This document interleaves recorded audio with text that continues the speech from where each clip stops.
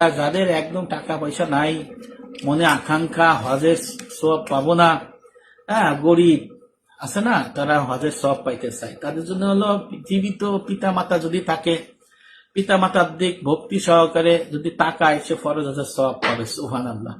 আল্লাহ রসুল বলেছেন যে পিতা মাতার দিক মহব্বতের সহিত তাকাইলে, পিতা মাতার দিকে যদি ভক্তি সহকারে তাকায়, চায়ে থাকে, তাহলে আল্লাহ পাক এক চাহনিতে একটা কারণে একটা ফরজ হজের সব দেয়। সুবহানাল্লাহ।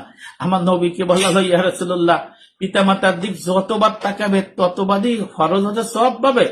আল্লাহ রসুল বললেন, হ্যাঁ, ততবারই ফরজ হজের সব পাবে। সুবহানাল্লাহ।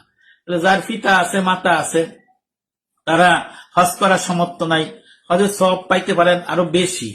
হ্যাঁ, এই যে আপনার পিতা মাতা দিক তাকাইলে তাহলে সবটা পাইলেন, কিন্তু এর মানেই নয় যে আপনার মক্কায় যে ওই হজ আদায় হয়ে গেল। ওইটা তো যার জন্য ফরজ তার জন্য।